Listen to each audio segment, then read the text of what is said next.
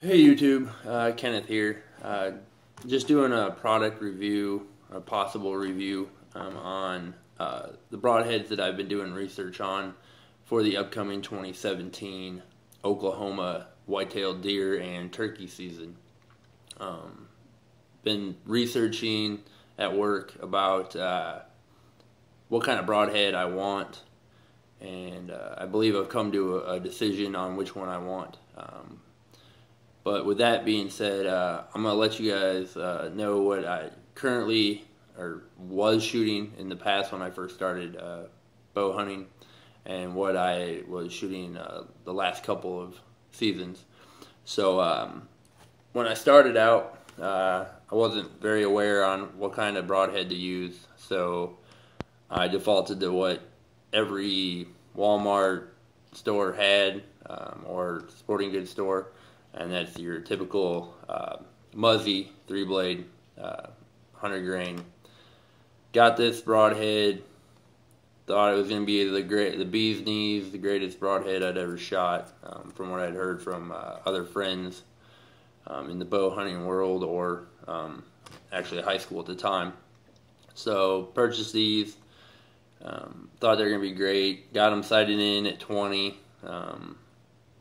Really didn't have confidence in shooting much farther than 20, maybe 30, but after 30 yards, these broadheads really lost their point of contact. They would drift to the left on me. So no matter what I did, move the sight, move the rest, paper tune, all that jazz, still didn't do it for me. So after getting fed up with the 3-blade Muzzy, I purchased mechanical 2-blade mechanicals. These are made by Redhead. They're called Gator, I believe Gator SS's, cut on contact mechanical broadheads. So this broadhead looks great. Cut on contact head with deploying mechanical blades. 2-inch cut, real big cut. So I thought. And got these, took them out of the package, slapped them on my arrows, and let them fly. Hit exactly where they needed to be, right on the same spot that the field points were hitting. So no tuning necessary. Great, right? Well, shot a coyote with one of these at 20 yards. Thought I was gonna just absolutely smoke it, pass through, get the broadhead, dust it off, good to go, right? Wrong. Hit the coyote, hit bone, shoulder, snapped one blade off. It pretty much stopped right there, and I'm shooting a PSE Rogue MF, 64 pounds, slinging arrows, I don't know, 300 feet per second, 305. I mean, it's putting them out there. So I was a little upset with that. Coyote pulled the arrow, hopped away, ended up dying later. Was really upset was on how long it took to dispatch that coyote.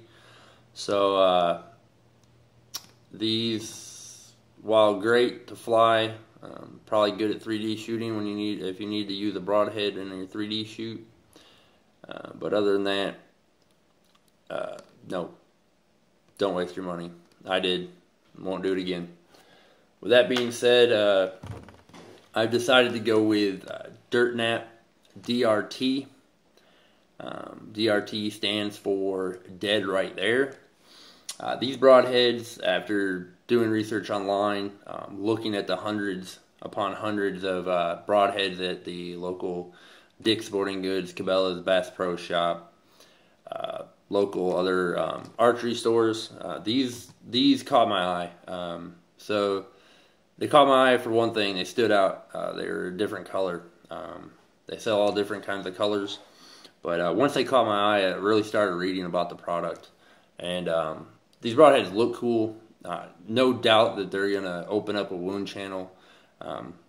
They're 2-blade fixed with bleeder vanes, so you could say 4-blade.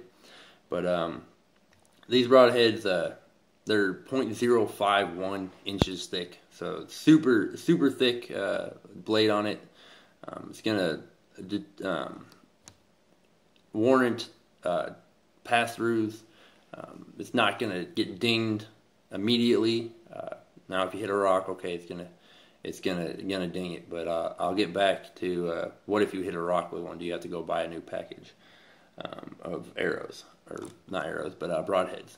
So these things are awesome. I was intrigued about some of their designs. The single bevel, which is an ancient technology that they've brought up to the 21st century. So these broadheads, super sharp.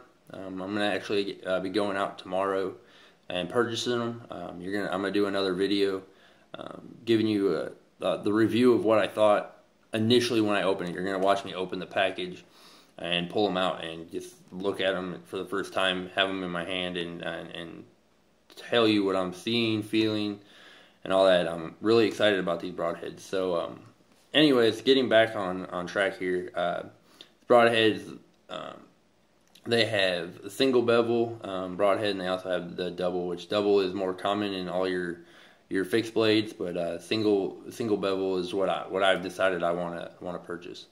So I'm gonna go purchase some tomorrow. These broadheads are sharp. They also have, in the event that you don't get a pass through and your arrow starts coming back out of the wound, the back of these broadheads are also sharpened, so they're gonna cause devastating damage on the way out.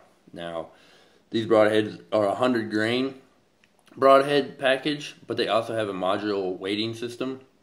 It comes with a little spin-on weight. You can spin on the threads and lock down. That adds 25 grains. So essentially, you're buying 3 broadheads, but getting 6 broadheads essentially. You'll have 3 at 100 grains, and then you can, if you decide to go for bigger animals, elk, you can spin on this 25 grain weight and resight your bow, and now you have a 125 grain broadhead for the same price that you paid for the 100 grain, but you didn't have to go buy a new set at 125 grain. So it's going to essentially save you roughly $40. So instead of spending 80, you're only spending 40, and that's huge. You're getting double the product for half the price. So these broadheads, the company's out of Missouri.